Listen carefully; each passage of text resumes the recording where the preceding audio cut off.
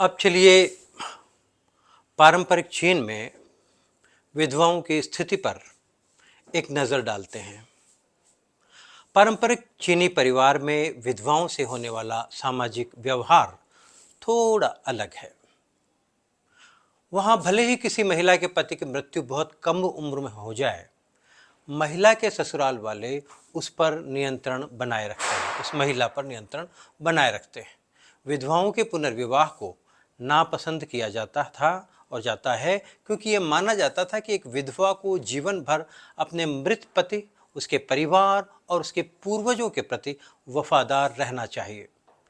लेकिन व्यवहार में, विशेषकर गरीबों के बीच, उनकी आर्थिक ज़रूरतों के चलते विधवाओं का पुनर्विवाह कोई असामान्य बात नहीं थी। वास्तव में विधवा के पुनर्विवाह का निर्णय उसके ससुराल वालों द्वारा किया जाता था। अगर उसका पुनर्विवाह हुआ तो उसे किसी भी पारिवारिक संपत्ति का अधिकार नहीं था। उसके बच्चों पर भी उसका कोई दावा नहीं था, जो कानूनी और परंपरागत तौर पर पूरी तरह से उनके पिता के पितृवंशीय परिवार से संबंध रखते थे। एक विधवा सम्मानित स्थिति केवल तभी बनाए रख सकती थी जब वो अपने बेटों के घर में बुजुर्ग मां के रूप में रहे।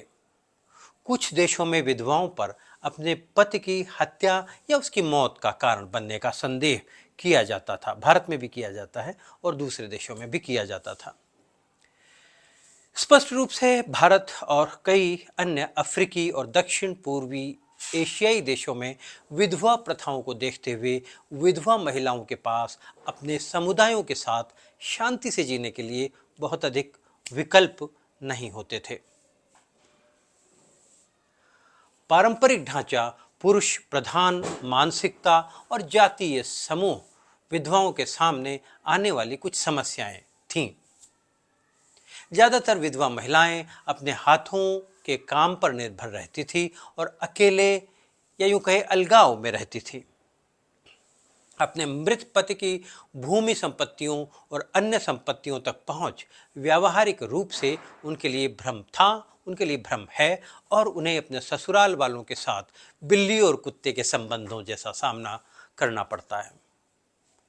इन दिनों में विधवाओं की स्थिति में दिख रहे जो सकारात्मक बदलाव हैं, वो अंतर्राष्ट्रीय नियमों के कारण उतने नहीं हैं जितने कि बदलते कार्य वातावरण के कारण है। क्योंकि अब बहुत सारी महिलाएं पूर्णकालिक नौकरियों में हैं और गांवों से शहरों की ओर पलायन कर चुकी है, जहां पर पारंपरिक नियम इतने ज़्यादा लागू नहीं हो पाते हैं।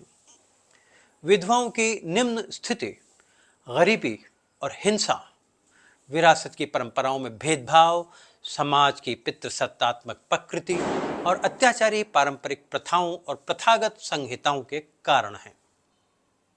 दुनिया भर में विधवाओं के साथ व्यवहार भिन्न होता है, लेकिन विधवाओं और विधुरों को आमतौर पर मिलने वाले असमान लाभ और व्यवहार ने मानवाधिकार कार्यकर्ताओं में इस मुद्दे के प्रति रुचि जगाई है।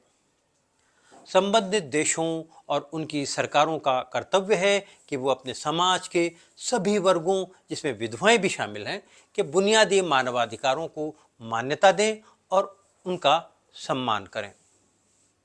हालांकि ऐसे कानूनों का कार्यान्वयन असंतोषजनक हो सकता है, क्योंकि लोगों की रूढ़िवादी मानसिकता किसी भी बदलाव का विरोध करती हैं। सांस्कृतिक वर्जनाएं और नकारात्मक रूढ़िवादी धारणाएं युवा विधवाओं को परियोजनाओं में भाग लेने या सार्वजनिक क्षेत्र के काम करने से रोक सकती हैं। कट्टरपंथी शासन भी विधवाओं को सार्वजनिक क्षेत्र या खेतों में काम करने से रोक सकते हैं, जिससे विधवाओं की गरीबी बढ़ सकती है।